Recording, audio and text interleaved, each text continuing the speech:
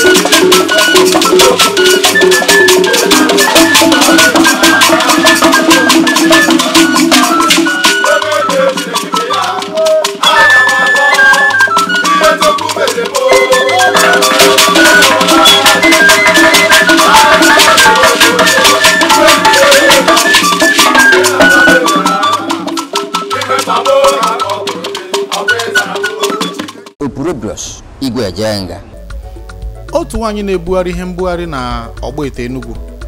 mechara graduate na-eghezi akara na ji na plantain. Akụkọ ya ka anyị chọrọ ịkọrọ unu n'ụbọchị tata ka unu mara na mgbe niile abụghị mgbe eji eme ihe mbute, na ọ bụrụ na ijiri nwaanyị tụtụọ na ị ga-atụtụju akpa. Ọtụtụ ahụ gara aga ka a na-akpụ ya nwaanyị akara, nwaanyị ihe mbugharị. Mana n'ụbọchị tata ọ bụrụ na ị gaa na ebe ọ na-ere ihe na ime Enugu town na Chime Avenue, ebe ahụ ka ị ga-ahụ otu n'ime ihe kachasị n'ebe a na-aracha aka n'obodo Enugu steeti na ọbụkwa Enugu town. Maka na ọ bụrụ na ị gaa rie nri ebe ahụ, ọ ga na-adịghị ka ị na-eri nri eshiri n'ụlọ. Ọ bụghị ebe a na-esi nri etu ọbụla ọcha gbute ọcha hasị gbute. Mana akụkọ nwaanyị a bụ akụkọ anyị chọrọ iwepụtara ọtụtụ ndị mmadụ ka anyị mara na ọ bụghị mgbe niile ka a na-eme ego mbute. Igecha ihe anyị na-egosipụta gị n'ụbọchị tata, ị mara n'eziokwu na ịgba mbọ dị ndị Igbo n'ọbara, maka na ya bụ ihe eji nye zụọ ụmụ. Biko sonyere anyị ka anyị gaa n'ihu.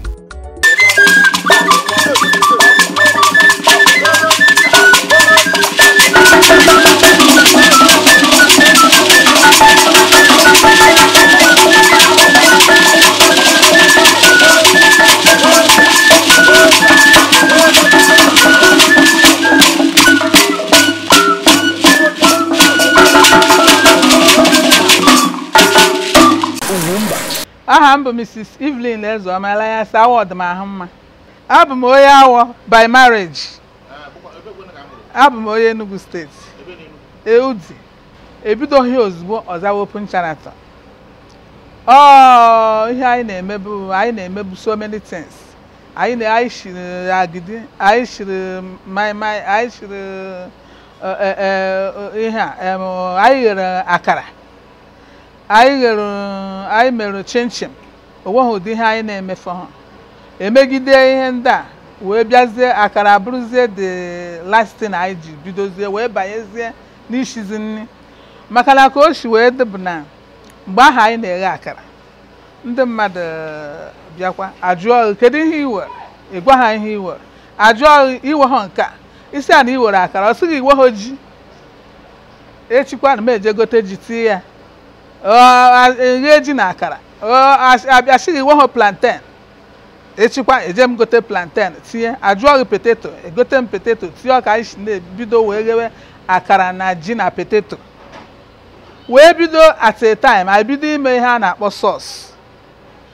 bụ ose na onions na ngwongwo anyị na-aji prepare anyị wee fụ na ndị mmadụ like ya so na-abụzi anyị prepare zie sauce ahụ were na-ele that ihe ahụ ji na plantain na potato ha like ya mgbe ahụ anyị nọ na Chima Avenue n'open space Oworo shelter mmiri na-ezo ebe ọ na-ama anyị ebe ahụ anwụ na-acha ọ na-acha anyị na-anọgide ebe a 12 midnight 1 o'clock anyị na-anọ ebe a anyị na-eghe ihe so at a time ndị mmadụ abịa na-asị ọnụ na-ada eredo rice nsị ndị mmadụ dịkwa ka ha ga-ego rice anyị je mata 2 cups of beans mata 2 cups of rice wee shie ya chicha ya wee dobe ya na mestu dobe ya n'akụkụ goro anụ 500 naira dobe ya n'akụkụ mgbe ahụ so onye bịa nke ọ chọrọ iche agidi ọ dị ya iche akara ọ dị ya ịchọọ maịmaị ịchọọ ji ịchọọ potato ihe ọ bụla ị chọrọ ọ dị ebe ahụ emegidezie ya akara aka anyị ghegidere na-joinizie ma akara ma ji ma potato ma rice ma beans at a time ha namakwa anyị nri onuno isi ụmụaka na ọ dịkwa a ga-esiekwa nri onuno n'ihe a anyị shikọnatawa 1 cup egusi mekọnata nka onye bịa anyị dewechara m oche bench ihe abụọ ụdị oche nọ bench ndị customers m ụfọdụ na-akwụcha ọtọ eri nri mgbe ụfọdụ mmiri zowe were umbrella chenyechere ha anyị go umbrella wụsa na-awụ mmiri zowe ndị be m ejidechere ha umbrella ihe ọbụla bụ ihe ga-aba uru na-enwekarị ụmụ ihe mkpụkwụ dị agha nke bụ na nwere mgbe eruru a wee chụpụ nwaanyị a na ụmụaka ya n'ebe ha na-erete anya bụ ihe eji arachapịọm ha wee bido gbagharịwa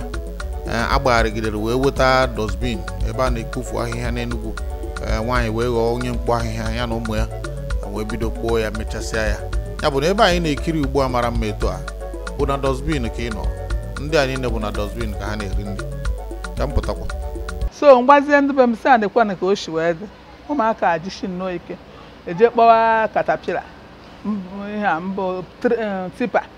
tipa wee bịa buwe ahịhịa kpoba ahịhịa kpochaa ya eje kpọọ ndị mesin ha bịa doziwe ebe a dozicha ebe a pọshọn ebe ahụ enyere m ndị mekanik nọkwa n'azụ so anyị edozicha ebe a ọkwa ka anyị si wee kuchie ihe ha otu a ka a kuchitere anyị nọrọ ebe a so ya ka emegidere oru mgbe ndị mekanik pụ wee jee dozichazie ebe a ya kuricha blọk dị ebe a mezicha ebe a debe ihe mana okwute na bọtụlụ dị ebe a na-emerichakwa ndị mmadụ ahụ n'ụkwụ ma ndị be m sef anyị wee bido ndị nyere m ebe a wee sị na m weruziere mọda na ihe enyere m so n'ebe m weziere m ga na-akwụzi 15,000 2,000 from ya batago so from 2,000 to 15,000 wee sị ya biko na ha mee nne m ebere na ọkwa mụnwa bụ ihe na-eme ihe anụ ha sị na ọ bụ na mama nkwụ 15,000 na mụ pụọ nnụzie na ha chọrọ ile that place onye mere ihe nji wee mara bụ caretaker ha onye na-elekọta ebe ahụ anya o wee bịa na-agwa m na achọkwara ile that place wee si ego o wee kwuo ya wee si ya na elechagodu ma mụnwa ma di m ma ụmụ m niile na ya ma ngote nwunye ya so ka Chineke si mee ihe sọsọ Chineke bụ ihe mma ka o si wee mee ihe a ndị be m wee gbakọta aka ọnụ wee wepụta that place so mgbe ha wepụtazi that place because anyị jechara so many places ma ndị bank wo ndị ọdaba ndị bank bịa ha chọwa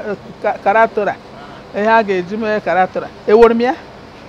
enugo megide sọsọ Chineke bụ ihe mere amara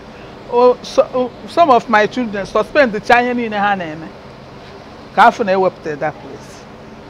otu a ka o si wee banye anyị n'aka. Ihe ọbụla na-eme m, Chineke na-eme ihe na mgbe ya. Mgbe ọbụla oge Chineke ruru, o nwere ihe mgbochi na-egbochi ya. Ịghọtago? So o nwere nwa be m nke bụ architect, nke manager kịta, architect ọ bụ. Wuo ndị nke bụ injinia. So ejedị m outside jee chọọ ndị ga-abịa dozibe ha, nwa ji aka ha wee dozie ya otu efere ya kịta. Chebisisi a. Ịghọtago? Ha mebezie ihe niile a erebe n'ahịa. Mgbe ahụ enweghị ndị m na-eme na adị m akpọ ndị ọrụ. Sọsọ m na ha na-arụ ya. Ndị be m anyị na-eshi nke ụtụtụ, anyị na-eshi nke mgbede, anyị na-eshi nke ụtụtụ, anyị na-eshi nke mgbede. Ụfọdụ anụ bekwanụ nwaanyị. So anyị niile gbakọta aka ọnụ wee na-eme ya. At a times, ha wee ndị ruru oge ịnụ nwaanyị, nụọ anụ nwaanyị. Ha nụọ nwaanyị, ndị nwunye ha bụkwa graduate. Mana ha bịakwa soro m na-ayakwa ọkụ nna ya, na-asị ha unu ama nje chọọ ọrụ. Ha sị m kedu ihe ha na-achọrọ ọrụ, o were ọrụ ka nka ifuru ya. So ụmụaka chikwunyere m, ndị nwunye nwa m niile ha so ma eme ihe a na-eme. I'm telling you, ha ncha niile so ma eme ihe a na-eme. From there akpọwakwa ndị enyemaka. E nwere about 15 women na-ehelp anyị na kitchen ebe a. Ọkwa ndị nọ sọsọ na kitchen. I'm telling you, ebia na shop ha ruru ebe 50, ha ruru ebe 50 na-ehelp na shop. Ịghọtago? O wee bụrụ ihe Chineke na-eme. Ihe ọbụla mmadụ na-eme n'ụwa ya nwee ogologo ntachi obi. Oge ndị Igbo rụkwala nụ, Igbo zụkọtara nụ, Ugwumba paniela. Ọ dị mma, anyị chọrọ ime ka ị mata na ebumnobi anyị dị na-egosipụta gị mmemme a abụghị ka anyị gwa gị na ọ bụghị onye ọzọ maara esi nri na Enugu steeti na-abụghị Open Sharaton. Mbanụ, ebumnobi anyị bụ ka anyị gwa gị na dịka Mike Ejeagha kwuru n'egwu anyị kwuru na mbụ, ụwa mgbede ka mma. Ya bụ ihe ịchọ na-aga n'oke enu, ọ dịkwana n'oke ana. Ya mere na ọ bụrụ na ijiri nwayọ na ị nwere ike ịtụtụju nkata ma ọ bụ kpojuo akpa gị. Open Sharaton tata bụ ebe ọtụtụ ndị mmadụ na-akpọrọ ụmụaka ha, kpọrọ ezinụlọ ha bịa erie nri be anyị. Ọ bụghị mgbe niile ka eji na-aga aracha shuga. Ọ bụrụ na ike adịghị madam, ọ bụrụ na enwere etu ọnọdụ si dị, ma ọ bụ na ị chọrọ ka ha matakwa na odogwu apụtara, ịkpọrọ ha gaa emesepụrụ ahụ. Ya bụ mgbe ọzọ ị chọrọ ka gị na ezinụlọ ga nọsara ahụ, ọ bụrụ na ihe na-aga ugwu iri nri ndị be anyị dịka fiofio, achịcha, abacha, ofe owere, ofe achala na ndị otu ya, kpọrọ ha garuwe na Open Sharaton. Ị mara na nwaanyị a na di ya nwere na nya bụ mama put ebidoro ọtụtụ afọ gara aga wee zụọ ụmụ ha 8 site na ọta akara wee ruo na mahadum. Kezi ihe ọzọ a na-achọ n'ike ite. Ya mere mata na ihe anyị dị na-egosi gị ihe a bụ ka ị mara n'ụwa mgbede ka mma. Opurobios Igwe Ejeagha. Open Sharaton bụ brand name or a family business. Anyị na mama anyị nọkwa na-eme kemgbe anyị pụtara ụwa. Ihe anyị na-eme bụ chifu na otu anyị binite akpọta anyị macha beans, eje kwọ akara, na-eghe akara na ihe ndị ọzọ ya na-eso. Anyị nwere a long-standing legacy of isi homemade food. Nri anyị na-esi, ihe a na-ele ebe a bụ nri ọ ga-abụ ije n'afịa were ego gị jee banye afịa igote ife, isie ya gote nke Open Sharaton, ihe dị iche adịrọ much. So ihe homemade food ka anyị na-esi. Anyị na-esi nri, anyị ji artificial esi nri. Ngwa gị na amabeghị m ife mgbe ebido nya bụ ife ịmakweta, because na ndị mmadụ na-eche na onye ụnyaa ịghọtaghị. But otogo nya bụ ihe ebido, so mana mụ onwe m tonite fụnọ ya ka mma anyị na-eme and ụmụnne m ndị ọzọ etinye aka na-eme emegide ya gacha primary school, mechaa gaa secondary, gaa university, wee ka na ọkwa na-eru ụtọ. Anyị niile from A to Z ebe a ka esi ozugide onye ọbụla zụọ onye ọbụla to mahadum. Ọ dịrọkwa mfe mgbe ahụ, because ebe ebigodi mgbe ahụ anyị bi na public yard. ebe ọ bụ na ibi n'Enugu ị ga-amịa na akpọ yard anyị bi na ya one room so ọ bịa dịka anyị nwa bụ ihe kacha na-agbakeri anyị or something like that because na isi ụtụtụ as early as 5 o'clock anyị ga-ebunite machawa beans ịghọta ka a ga-eji ihe akara emenwu ọkụ anọda ata abịakwa ndị neba asị gị anwụrụ ọkụ egbuo ha unu na-eme mkpọtụ ọzọ unu nwa ka apụtara Enugu a ọ na-abụ mgbe anwa before ị gawa skuul a ga-enwere ị ga-arụ enwe your own responsibility a ga-enye gị ịghọta gị ma onye ga-amacha beans amacha ma onye ga-eje kwụọ na injin ka enwe ike wee ya akara ihe a na-ada esi ebe a bụ ihe anyị na-amarọ ka esi esi ya bụ ndị Igbo na ndị Kalaba ma ndị Hausa na-erikwa ihe ndị anyị na-eri ebe anyị nwere ndị Hausa bụ customers anyị nwee ndị Yoruba bụ customers anyị so anyị na-esi nri kọtụ across Nigeria ndị ọcha na-abịakwa ebe eri nri ndị ọcha bịa obodo a na ndị kpọ ha na-abịa ndị kpọ ha abịa na-akpọ ha bịa ebe a rie nri ma ọ bụ even ha chọkwa fried rice ha erie ha chọọ white rice and sauce ha erie ndị ha na-arachasị efere ha na ndị nke anyị of course from everybody ma mụ nwa bụ diọkpala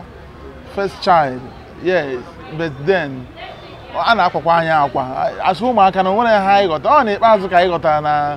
anyị na-agọta ihe ọ dịkwa anyị otu a ka ụmụ anyị sikwa emekwa anyị kịta ịghọta so mgbe ahụ anyị pekwara mpe a na-ahụkwa onye a na-eme turn by turn mmacha beans tata onye nke ntọlụ amacha ya na mgbede ma ọ bụ na mmacha na mgbede ya na-amacha n'ụtụtụ mana most times mụ na-amachakarị n'ụtụtụ a na-ama m a ga-apịa ụtarị a ga-aba mba ịmacha beans anyị wee jekwado skuul wee jeba skuul ebe na akara egasị akara nata taa ajịrịja akara ga-afọ ọnụ ma ọ bụ nwa ya akara afọ ọnụ iwere ame nri efu nri ụtụtụ ọkịta ọ na-abụ ụmụaka na-aga skuul ebuo lunch box buru sie nri tinye ha na akpa buru ha na iburu gaa skuul anyị na-eji ụkwụ esi ebe a ji apụ ụkwa nke bụ eziokwu bụ na mbụ a da-afụtabu ya as business just like my mom will always say nya na onwe ya bidoro ya ka anyị nwee ike na-eri nri ịghọtago ka agụụ ghara igbu n'anyị mana anyị na-eme ya nnọọ na-eme ya n'abalị ọbụla apụta a na-emekwa increase ma menu and the staff mana some few years ago abịa chọpụta na ihe abụ ọzọkwa ka a na-eri nri ka a na-eme nọ a business ka ọ bụ ịghọtago ị na-anya n'obodo ọrụ adịrọ akpọ nke ọrụ ịghọtago akpọ ya ọrụ asịsị ahụ akpọrọ ya ọrụ mgbe anwa ka o bido wee mewe expand kemgbe a bịa weruzie ya as no business enweghị na-achọ ọrụ ihe eji ama onye ihe na-agara nke ọma bụ na ị ga-enwe ike ịzụpụta ndị ga na-emekwa ka gị ma ọ bụ mee karịa gị maka na ndị Igbo anyị kwuru okwu sị na amụta nwata amụta ibe ya mmụọ ịgba bọ gị dị n'ala Igbo gosiri na ọ bụrụ na anyị kpọta mmadụ zụchaa ya ị ga na-ekpe ekpere ka onye ahụ karịa gị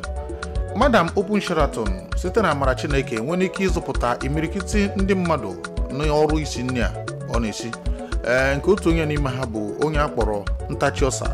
bụ otu onye n'ime ndị okwu ha na-ada ụda n'ebe ọ gbasara isi nri ụlọ na ịbịa na Enugu o nwebụrụ ihe igbu ume na ọ bụrụ na nke anyị na-eme tata na ị ga-emesie ike ọ ga-agara gị ọ ga-esikwa n'aka gị gara ndị ọzọ azụpụtakwara m ụfọdụ ụmụaka na-abụghị sọsọ ndị be m somebody like Ntachi Akita m nwazụrụ ya yes ọ bịara dịka onye a na-akwụ ụgwọ ma etu esi kọtụrụ anyị anyị nwazụrụ ya na skuul azụrụ ya na secondary school zụọ ya na university nne di m tọrọ mama nnukwu ya anyị wakpọpụtara ya from village ọ nọ na nke anyị sorokwa ụmụ m na-eme ihe ha na-eme ha wee ndị ruru oge ịnụ nwaanyị nwaanyị ha nụọ nwaanyị ndị nwunye ha bụkwa graduate mana ha bịakwa soro m na-ayakwa ọkụ nna anyị na-asị ha unu ama nje chọọ ọrụ ha sị m kedu ihe a na-achọrọ ọrụ o were ọrụ ka nka ifuru ya so ụmụaka chikwunyere m ha ndị nwunye nwa m niile ha so m eme ihe a na-eme I'm telling you ha ncha niile so m eme ihe a na-eme from there akpọwakwa ndị enyemaka e nwere about 15 women na-help anyị na kitchen ebe a ọkwa ndị nọ sọsọ na kitchen I'm telling you ebia na shop ha ruru ebe 50 ha ruru ebe 50 na-help na shop ịghọtago o wee bụrụ ihe Chineke na-eme ihe ọbụla mmadụ na-eme n'ụwa ya nwee ogologo ntachi obi. The progress abụrụ ọdụrụ like ego obi kụbana ha ego a na-atụtụ atụtụ you know, but I nwere the vision to have a wider reach to people. You reach out, you know, either when another branch somewhere else, got close to here people each other. But we want to have one of the best kitchens in Enugu. Mana enwere nsogbu dị kịta na unu togoro eto ka ịbago na alaeze. Nwanne m na-aba na eze ụta ihe mere bụ na ya according to ihe nsogbu isi na-awa onye ka ọha